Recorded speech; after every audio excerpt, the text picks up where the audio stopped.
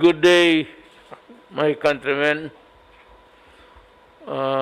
We are here gathered to render a report weekly to inform the Filipino people of what's in the air, so that you would know and you would be educated and to know the truth, not from sources that are polluted and or contaminated, but purely from your government officials who are paid to do their work and to do their work truthfully. Kaya kami nandito at marami namang haka-haka palagi basi anong gawin ko ang the cabinet. Gawain mo na, masama ka pa rin. Kung hindi mo gawin, mas lalo kang masama. Either way, it's not a matter of losing the battle of wits against the opposition. On the left, were out really to, and the NDF are out to destroy the very government under which they are enjoying the blessings of democracy. They invent stories about being harassed, killed, oppressed. Wala naman kaming nakikita at wala namang dumadating sa akin. And this extrajudicial killing, they've been harping for many years, truthfully. Nagdududa rin ako. And there was a time when I conducted a discreet hearing kung bakit. Ang dumating sa akin is that sometimes there is a rivalry of the turf. Yung teritoryo niya, kung sino ang humahawak. Pangalawa, yung who absconded, yung tinakbo yung pera. And third, yung ninanakaw yung ano nila sa street level, kinukuha. Yan ang hindi natin alam. May sabi nila police, but kung ako ang pulis at ako na ay magnanakaw, maalas na rin ako sa pwesto, ituduhin ko na. Bakit kukunin yung mga street level peddler o tinatawag nilang basurero? Yan ang tawag ng yung nagpapabili. The vendor. They are called in the Tocatis parlance as basurero. So dito ho kayo marinig sa akin. Sabi ko, wala naman akong obligasyon na magsasabi ng sinungaling. Kung maniwala kayo, mabuti. Kung hindi, that is not my problem. That is what is happening in the nation. So, ganun ho ang nangyayari sa atin. And we are here to report, especially about the money. Tandaan ninyo, disabuse your mind about corruption in government. I must admit, and it would be stupid of me to invent lies, na talagang nangyari yung sa PhilHealth. And that is why the NBI, after an investigation, submitted their findings to the Ombudsman and recommended prosecution in court. Nandoon yun. Pero I said, to disabuse your mind, there are two prominent issues in the forefront today, coming to its head really yung sa PhilHealth, which is really the culprit. At yun ang pinanag-usapan. At yun ang pinagdebatehan ngayon. Iniimbestiga, inihusga. Ito namang pera ng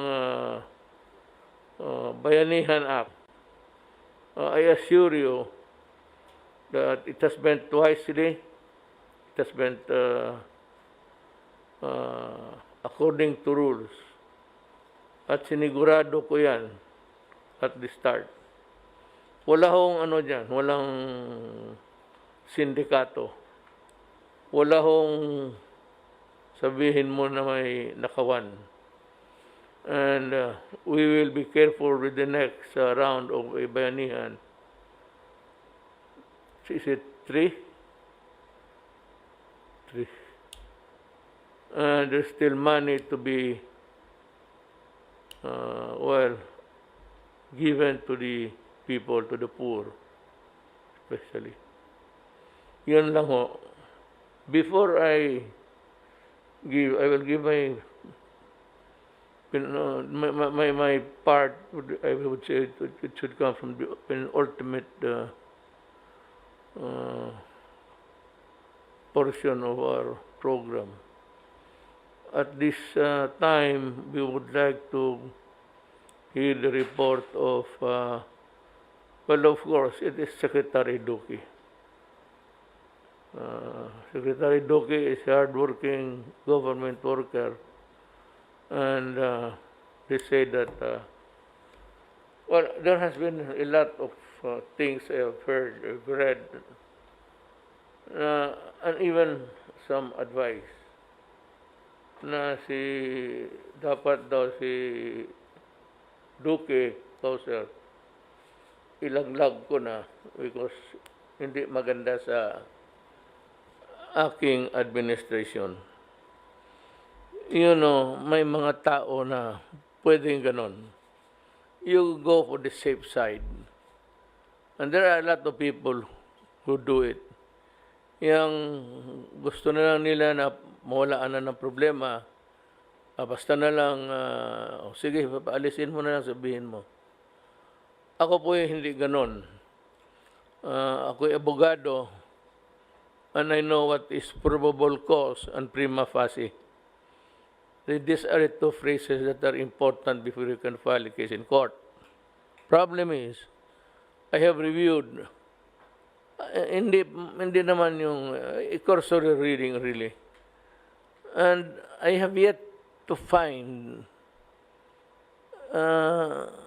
yung sabi nila na ididemanda si Duque dahil may kasalanan. I have read the findings. For the life of me, I cannot really find a good reason to prosecute an innocent man. Mine is to not really prosecute just for the sake of somebody being prosecuted. My job is to see to it that the rule of law, the rules for or against a person are followed. At marami sinasabi, rule of law, hindi ka naman sumusunod, marami kang pinapatay. Wala ho akong pinatay na tao. And I never magtanong ka ng isang pulis dito sa Pilipinas. Kung magtanong ka kay Secretary Anyo sa DILG. Magtanong ka kay Delphin Lorenzana at may inutusan ba akong taong sinabi, patayin mo ito si Mr. Santos, Edmundo Santos, o patayin mo ito si Juan de la Cruz. I never do that. And if I just keep it in my mind because I know that whether I like it or not, there is a war going on. I cannot stop the killing of criminals and the killing of my soldiers and policemen. For after all, marami rin akong patay na pulis at marami akong napatay na sundalo, not necessarily in connection with the war against the Abu Sayyaf, but it is included. And during the Marawi siege, kasali yan. Elsewhere of the part, the contraband that were hauled off from the place to Nilada po.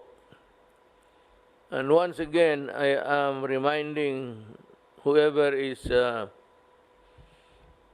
in charge of these things,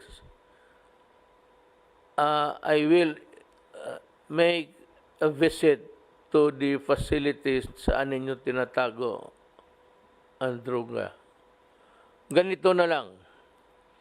Kung isang bodega yan, ask, ako fiscal. So ganito na lang. Ang ginagawa ko noon, sabi ko, Your Honor, may I request for a ocular inspection. Why, Your Honor? Because of the huge amount of shabu that we cannot guard every day. Ni masing isang kutsarang mawala dyan, ang gobyerno ang may kasalanan. So, and I also ask that the forensic guys, yung mga laboratory sa police, isama at magkuha ng sampling from everywhere. Ang judge, ang gusto niya, siya. Pagpili ka ng saan mo gustong kanto, judge. And you give the judge a dozen, judge, 12 picks, whatever you want. At kung nandyan i-examine sa harap ng judge, madali lang naman yan. And if it turns blue, as what I have seen, I don't know what's the color now, shabu yan.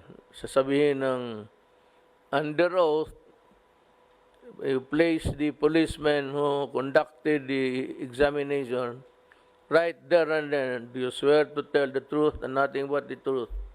And say, yes. Tanungin siya ng judge, is it shabu? Yes. Paano ko masiguro? Tanong ang police. Judge, kainin mo ng 5 kutsara. Pag nahilo ka, shabu yan. Ganun yan. So, I want all the shabu, residual or otherwise, however minimal, destroyed, the whole of it by next week. You have so many days to do it, 1 week. Do it in 1 week. Destroy and get specimen. Total, pag mag-ocular inspection, may prosecutor yan. There's the PDEA, there's the police, andyan lahat. At you can also invite the NBI, and the forensic guy of the NBI will also conduct the examination. At ganoon rin sabihin, totoo yan? Tanong ang judge. Totoo, sir. Paano ko masiguro? Sir, kumakain ka ng 10 kutsara, hindi ka natitindig dito. Ganon? Sige. Ganon na lang. We go by science. There's the experiment. Why do we have to put on our shoulder the burden of keeping a contraband or merchandise that can be stolen and used and recycled? Now, hindi naman lahat. Few of them, far and wide, in between the years, itong shabu. Pero, may mga pulis na ganon, ninanakaw, o kaya hindi nire-report. Yun sila asyerto, ganon ang style noon. Magnakaw, 20 kilos, i-report ang 1 kilo, yung 19, i-recycle, ipagbuli uli. And that is what was really fucking the system. So we can more or less improve things, better protect the Filipino people by doing a concerted action immediately after. Just a few, I hope the Supreme Court will agree with me, just a few days after, they should be destroyed and be accounted for accurately. But as I said, sans the practice of stealing and recycling. But that is another thing. Yan ho ang gusto kong masabi. Bago ko makalimutan, you know,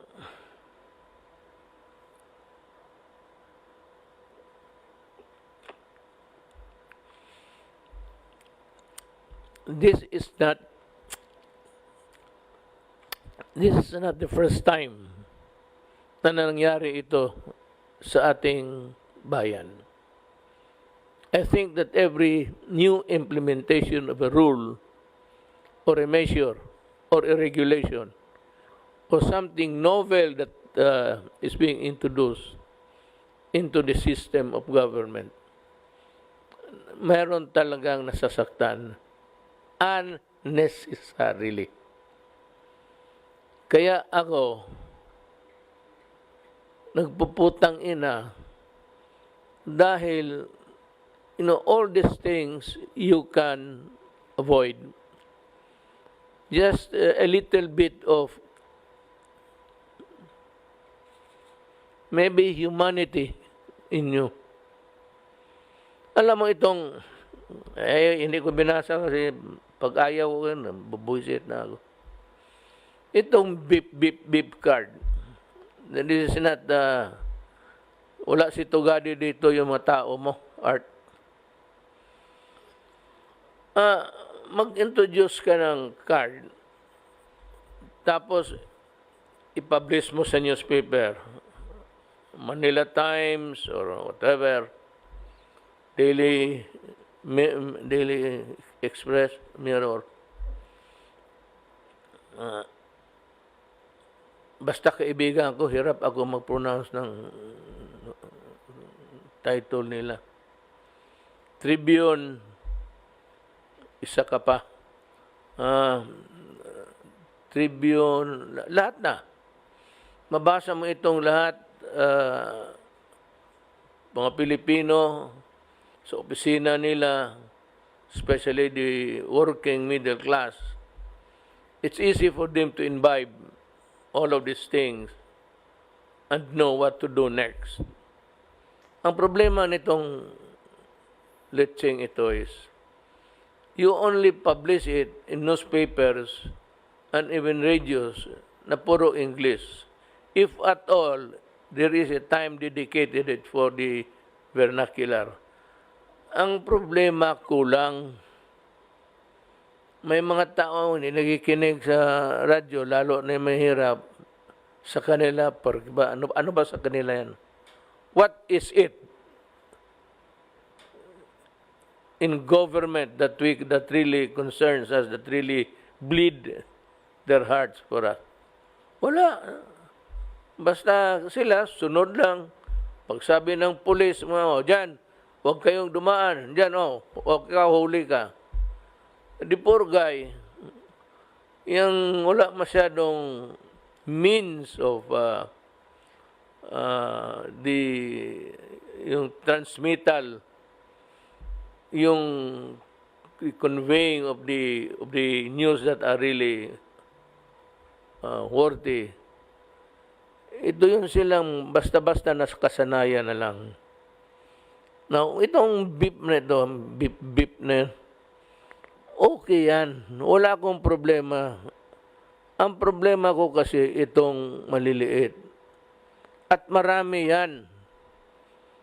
Mas marami yan kaysa mga the so-called mga edukado. Mas marami yan sa daan. Mas maraming ignoranteng Pilipino kasi walang panahon mag-aral, walang pera, o kaya wala talagang there is nothing in life that would impel them to seek an education. So ito sila, pagpunta sa Quiapo, lalo na mahirap, dala lang nila yung tamang pamasahe. I don't know the exact fare. I have never tried riding a public conveyance nowadays. Matagal na. Magpunta yan doon, hindi alam yung beep card na bilihin mo, tapos diladala nila ng pera, tama-tama lang. Pagdating dyan, sabihin ninyo na sinabi na yan, binalita na. So, tatanungin ko kayo, sino ang recipient ng balita ninyo? Now tell me, do you have a classification of the persons that you have transmitted to the news strategy or setup? Ang problema niyan, ang masakit sa akin, yung walang kulang yung pera.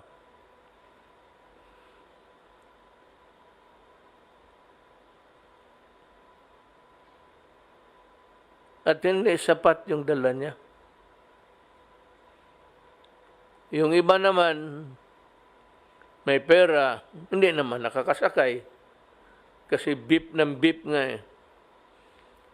Alam mo, kung ganun ka, if that is how it is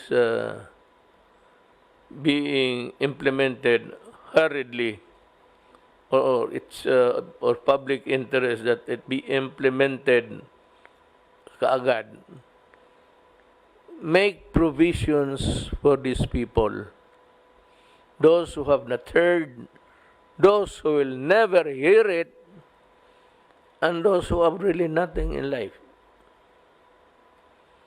Magpreparar kayo ng Ngayon sabihin ninyo, alam mo, baski yung mga loko-loko.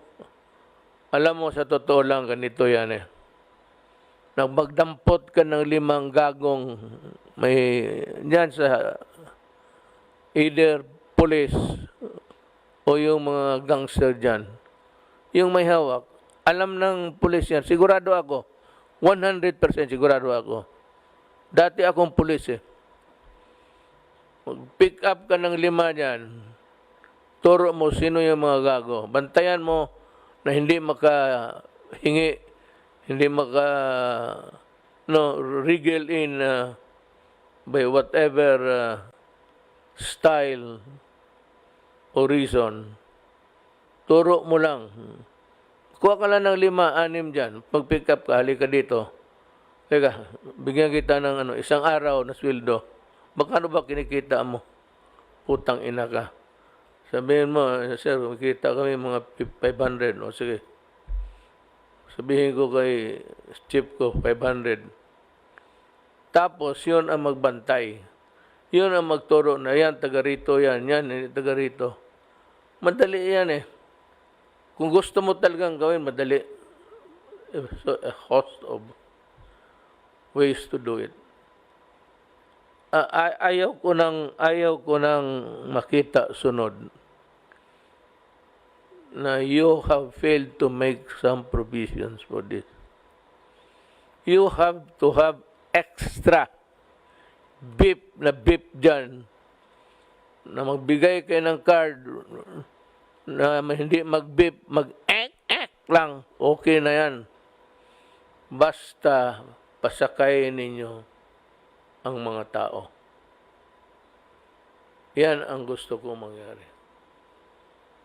Shabu on the riding public, na lot of them, yung iba, maglalakad na lang. Ako may experience ako sa gano'n na bagay, pero ayaw kong sabihin mo nagpapahiro ako. But, mga kasama ko sa dormitoryo, there are times sa buhay, may panahon sa buhay, meron ka, may panahon sa buhay, wala ka talaga. Matay ng tatay ko, wala talaga kami.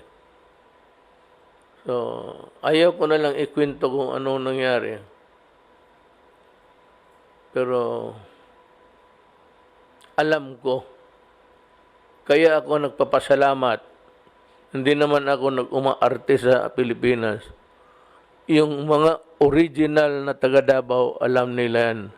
Yung mga taga Davao ngayon, nakikita nila, nagsumasakay na kami ng kotse. Yung taga Davao, mga 1948-50, nasabay namin, Sunny Dominguez, we practically had to kami hack the forest to survive. Eventually, kami ni Sunny Dominguez nagkapareho ng subdivision. But it was never really a thing that you would call a comfortable life, just like that. Kaya kami pumunta ng Davao kasi mahirap lang kami. Kung mayaman ang nanay ko, kung yung nyugan noon sa Iligan, alam mo man, pampamilya sa Muslim, sa lalaki man talaga lahat yan. Ganon rin sa Chinese. Sa Chinese, lalaki rin talaga yan. So nanay ko decided to, eventually she had her share. Na land reform naman, natabla rin. Just the same, itong mga ito, wag ninyong sabihin na itong sa mesang ito. Wag ninyong may milyonaryo dito. Wala. Walang masabihin mo mayaman dito na komportable yung buhay. Kaya sa katanda namin, nagtatrabaho kami. Kita mo ngayon. Yan ang istorya. Kaya huwag ninyo akong lukuhin. Kasi pulis ako. Pagka mayor ka ng isang siyudad for 23 years, mas pulis ka pa sa pulis. Sa totoo lang. You are more than a police than a police. Yes, Mr. President, now that you have made the wise decision to convene the cabinet on the matter of the economy, may I suggest, Mr. President, that I share with you the results of the opening of school, because it's also related in a manner of speaking Yes. to the economy. Yeah. I made an opening statement where I said that COVID-19, which has destroyed our lives and destroying our economy and society, we will not allow COVID-19 to destroy our children's education. Today, Mr. President, we had 24.7 million learners, and this is 89% of last year's numbers, and is higher than the 80% adjusted number which was assigned to us by NEDA. So we surpassed the target of 80% of last year's enrollment. Ang public schools, Mr. President, halos 100% ang enrollment sa public school. Pero ang sa next slide please, sandali, sige pa. Next slide, next slide, ayun. Makita natin na ang total enrollment ay 24.7. Every day, Mr. President, the number is going up. Sa public, 22.5 million, which is already practically 100% of last year's enrollment in spite of the pandemic. Ang medyo mababa, and this is related to what we were discussing a while ago, is yung alternative learning systems natin, which is the program for workers, for those who are out of school, who go to school during weekend, and which we consider the DepEd's favorite legacy program for you, Mr. President, bumaba ng husto. This is because those who have jobs, who don't have jobs anymore, cannot afford the costs already of education. At saka 52%, kalahati lang ang nakabalik. Ang medyo nakakabahala din ang private schools, ang enrollment sa private schools, 2.1 million ngayon, and this is one half of last year's enrollment from private schools. At dito natin nakikita, Mr. President, ang maliwanag na koneksyon ng ekonomiya at ng edukasyon. Dahil yung maraming walang trabaho, hindi na sila maka-afford ng pag-aaral sa private schools. Kasi sa public schools, halos 100% ang nangyayari. Pero ang tumigil ay yung nasa alternative learning systems, yung mga workers natin, at mga out-of-school children, at saka sa private schools na halos kalahati. Ay ito na nga ay malaki na, Mr. President, dahil nung nag-umpisa kami last June, hindi umabot ng 20% ang nag-enroll galing sa private sector. So unti-unti nang tumataas. Ang paniwala namin, Mr. President, nang kung unti-unti namang bubukas ang ekonomiya at saka dadami yung mga tao natin, ating mga kapwa Pilipino na magkaroon ng trabaho, maka-afford na silang makapag-aral ng kanilang anak sa mga private schools.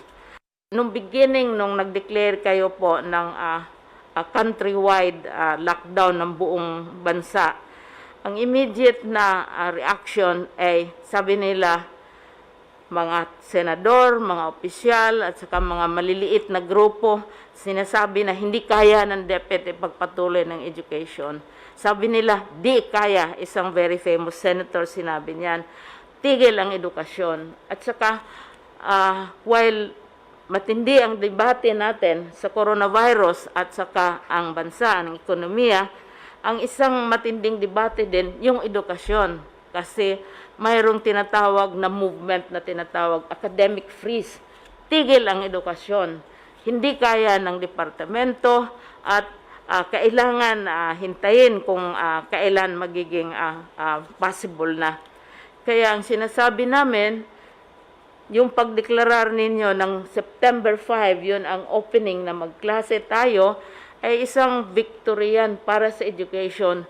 Dahil itong mga kalaban natin ay nag-i-insist na education freeze. Gusto nila sara lahat dahil hindi kaya ng DepEd, hindi kaya ng pamahalaan. Ang nangyari, Mr. President, at ito ay nakaka-touch talaga dahil no less than the President, nagsabi siya he's willing to scrape the bottom of the barrel. You have the Department of Finance, the Department of Budget and Management, IATF, civil society organizations, lahat sila sa Senado, si si Senator Christopher Lawrence Go. Ang dalawang committee sa Senate, they all came out and said na kailangan talaga ipagpatuloy ang edukasyon. So hindi lamang DepEd ang nagsasabing ipatuloy ang edukasyon, ang Presidente nagsabi, ang Legislature nagsabi, ang civil society nagsabi, and even our foreign partners, and Secretary Dominguez knows this, nagsabi silang hindi pwedeng itigil ang edukasyon.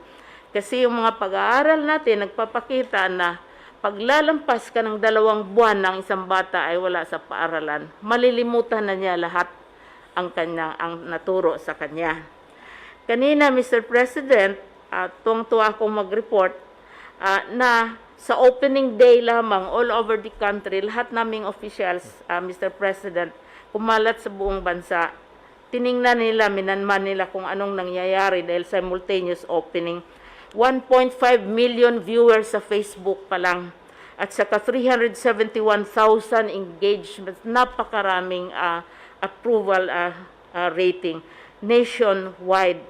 At saka kung 24.7 million ka mga bata ang nag-enroll, Mr. President, ibig sabihin halos 50 million ka-parents, mga grandparents, lolas, ates, kuya, lahat, ang gobyerno, nagkaisa, hindi lamang ang Department of Education, talagang they came to the support of education. I'm happy to report ho na our collections, we have 3 sources of funds in the Philippines. The first source, of course, is the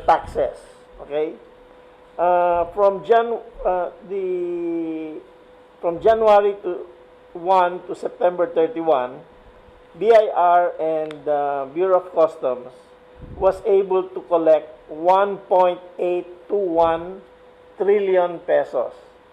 That is higher than our estimate of 1.682 trillion. So we are 8.26% over our estimate. So Wow. our collections are good. The BIR and the BOC are doing a good job. Of course, the total collections compared to last year are lower kasi mas less ang business activity ngayon. Expected. Yeah, so we are 12% below last year. The second source of funds we have is loans. Most of our loans are taken from the domestic market. And I'm happy to say that since the BSP has provided a lot of liquidity to the banks and to the local market, we have been able to borrow from the local market.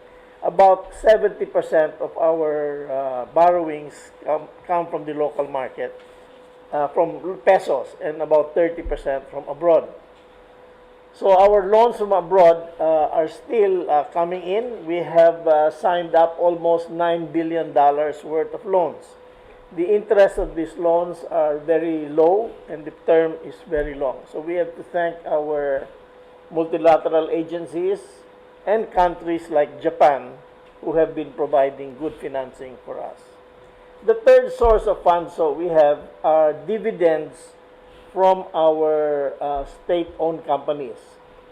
Last year, the whole of 2019, we collected about 65 billion pesos from our state-owned companies as dividends. This year, we have collected already 130 billion from this company. So we are in good financial position, and we can finance the deficit that we have. So we have not cut the budget. We also don't cut the budget because if you cut the budget, you will make the situation even worse. So people will lose their jobs and we cannot do our projects. So because we have prepared well the train law, the rice tarification law, and all the laws that you sponsored have helped us in managing this crisis. So we are in a good financial position. We are not under stress. We have a good economy. What is happening is that this very strict quarantine is holding it back. We have to really open the economy more. Pangulo lang po kasi ito po isa sa mga pinag-uutos ninyo, yung tungkol po sa rollout ng mga telcos. The world and the country have gone digital. So, kailangan po talaga natin itong pag-layout ng mga towers because sa klase natin, puro online classes na.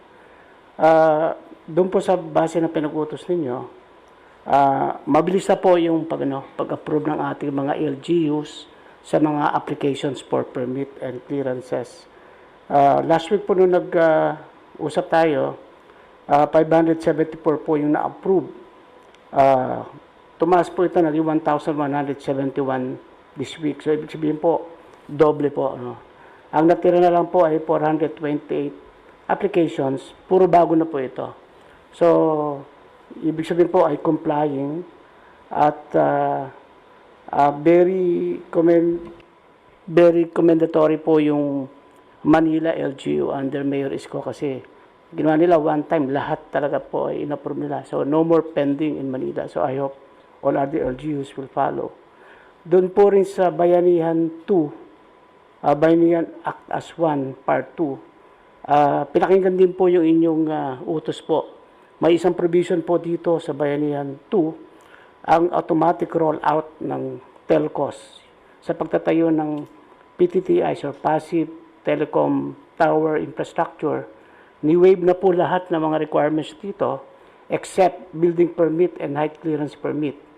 Automatic po, pag makomply na lang permit, approved na po, and this will go on since last month up to the next 3 years. So, I don't think may reason pa po yung ating mga telcos na sabihin nahihirapan sila. Meron na po talagang provision sa batas para makapag-layout sila ng mga towers at magamit natin. Yun lang po, Mr. President. Thank you.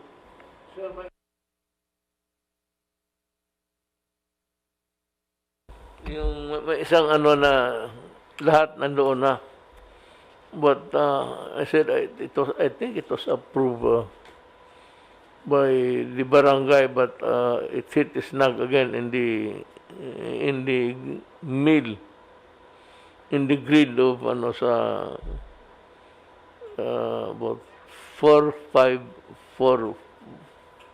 briefers ago. Ipahanap ko na sa ano sa staff mo. Nabasa ko lang.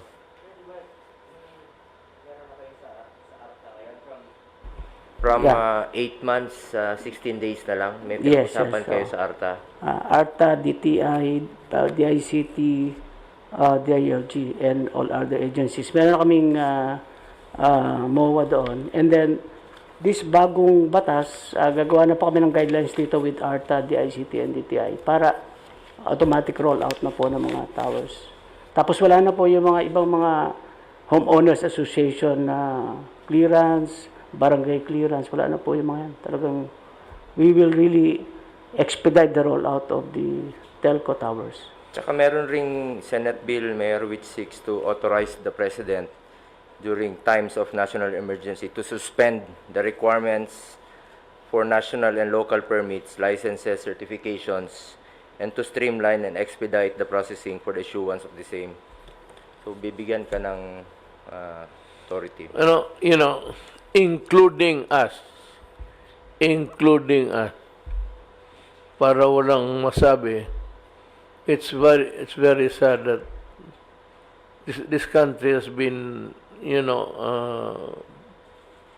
allowing this practice of delays and the promoting the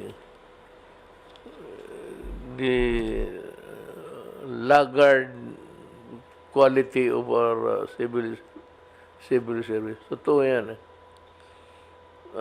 Naano ako na bakit pinayagan itong ganito na tag 2 months and nobody was really taking notice of it or raising a howl about these things. Kaya nasanay ang mga buang. So they just sit there nonchalant about what would be the effect of their indolence to the overall picture of governance. So, ako, bakit hindi naisipan ito? Why would they allow 3 months, 6 months, 4 years?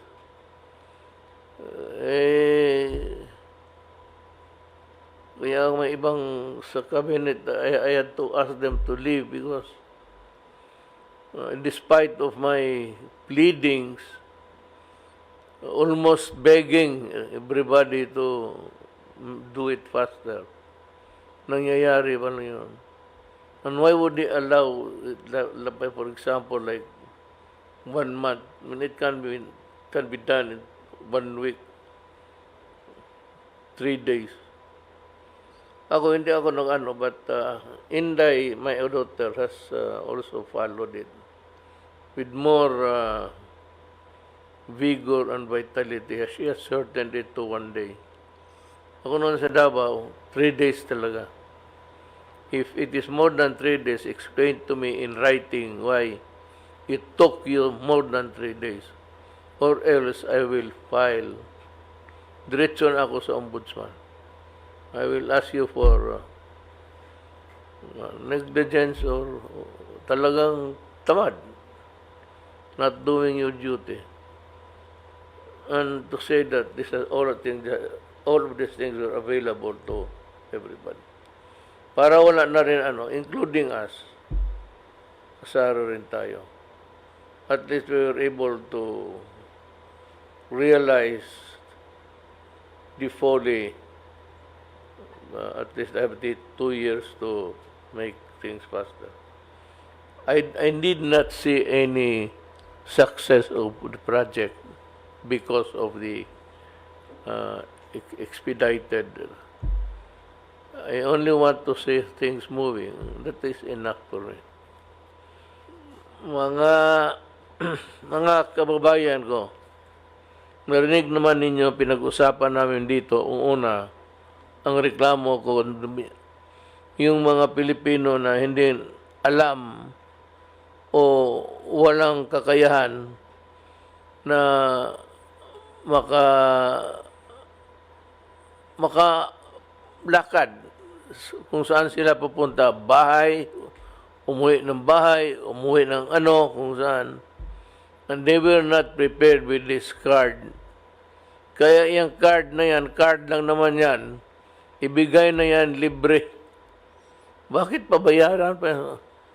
We have been wasting so many billions to corruption. Tapos hindi maibigay. That's why I would like to talk to Secretary Tugadi next meeting, because I would raise with him the possibility of giving it free. Yung first day of nakita ko, kawawa yung may mga babae na yun lang ang pera nila, tapos they have to take 2 travels, kulang na sila sa pera nila kung magbili pa sila. It was almost it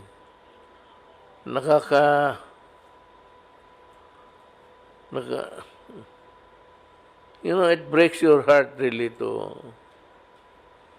for those na yung day-to-day trabaho ninyo.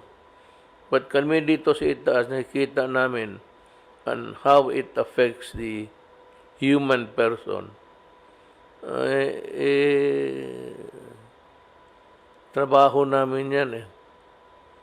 So, if there is no relief in sight, or if it cannot be done immediately, I suggest that we find the money and give it to the public free para walang gulo at saka lahat mayroon. Kasi hindi lahat Pilipino may pera. May pera ngayon mahirap. Money is really hard to come by.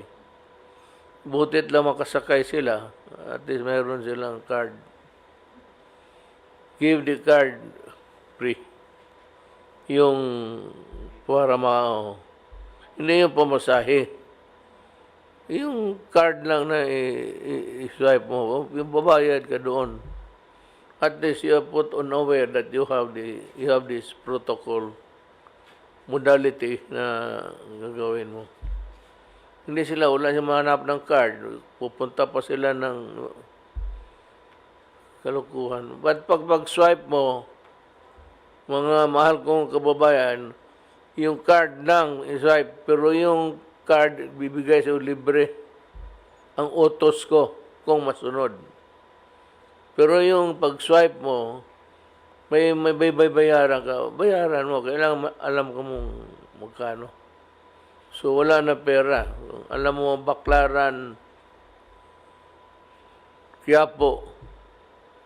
Kailangan alam mo ang pamasahe dyan. O di wag ka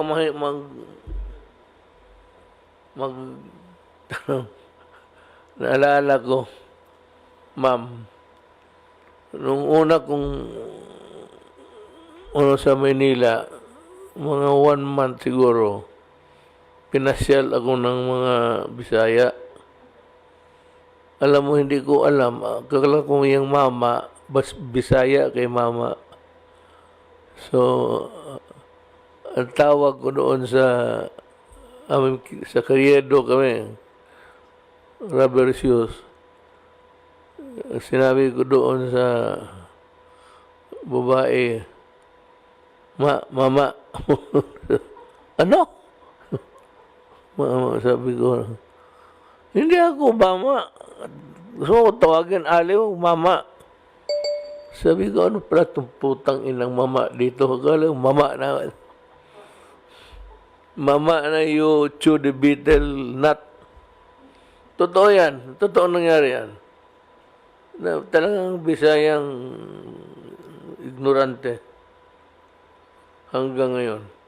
Well, anyway, I'd like to thank you, mga kababayan ko, for bearing with us, listening, trying to get the gist of what we're talking about.